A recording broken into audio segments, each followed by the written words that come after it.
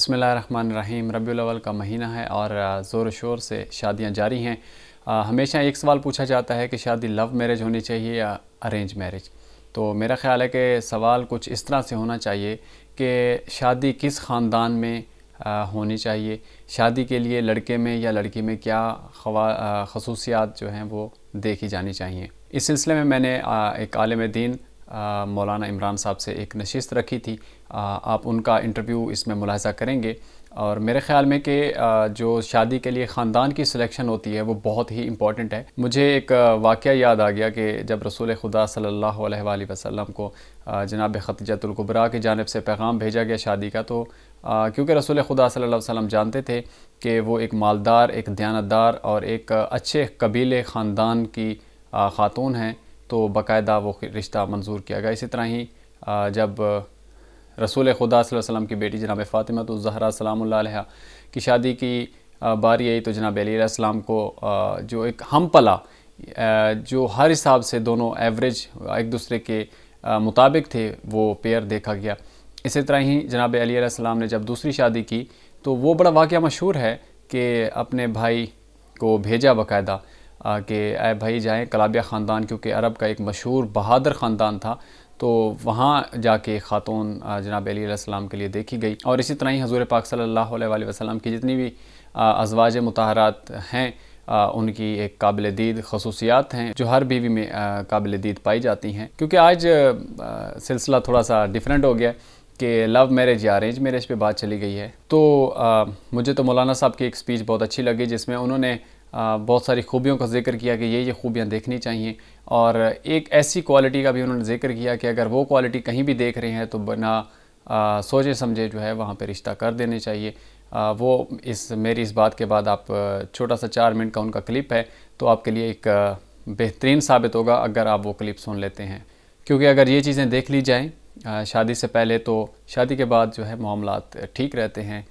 Crisis کم ہو جاتے ہیں۔ کیونکہ ابھی پاکستان کے اندر جو طلاق کی ریشو ہے ڈائیورس کی وہ 60% کراس ہو چکی ہے۔ اس کی وجوہات بھی صرف یہ ہیں کہ باہر بار خود سے رشتے طے ہو جاتے ہیں، یا اندیکھی یا یہ کوالٹیز نہیں دیکھی جاتی، یا پیئر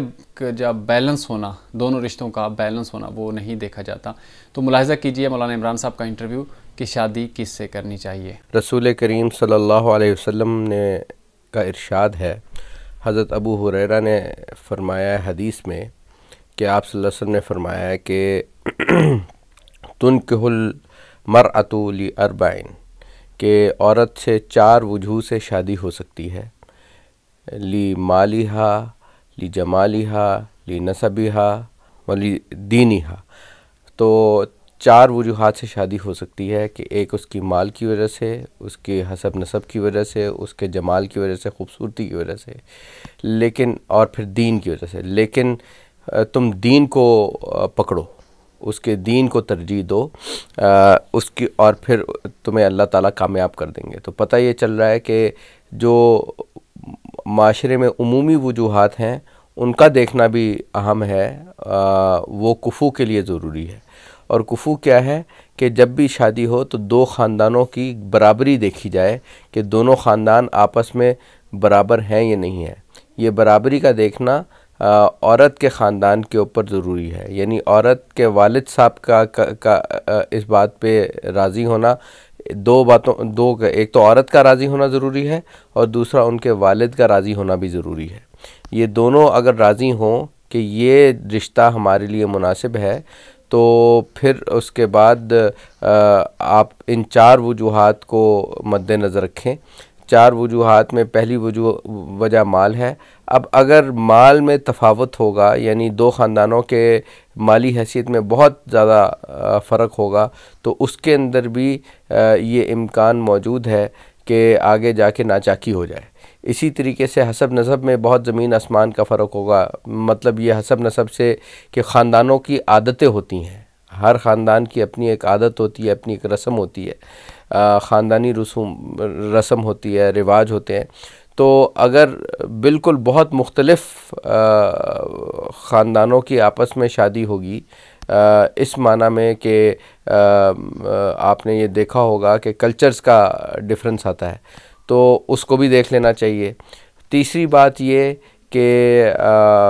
اس کی خوبصورتی کو بھی دیکھ لینا چاہیے، لیکن پھر آخر میں رسول اللہ صلی اللہ علیہ وسلم نے خود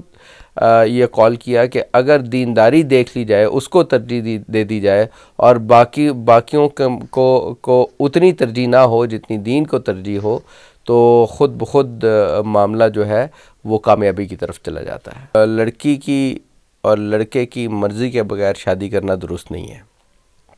اس میں کوئی شک کی بات نہیں ہے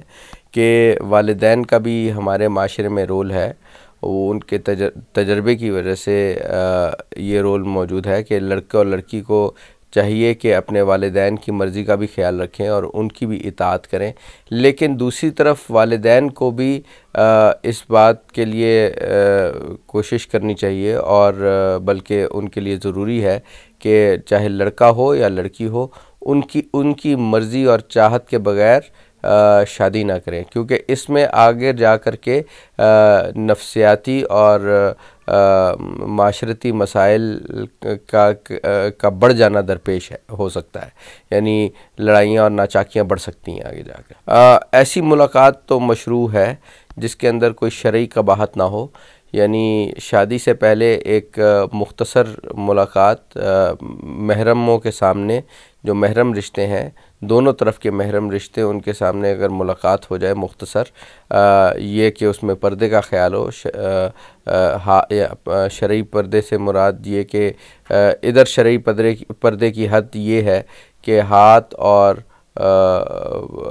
اور چہرے کا پردہ نہ ہو، تو مختصر اجازت ہے، لیکن خلوت کے اندر ملاقات کی اجازت نہیں ہے۔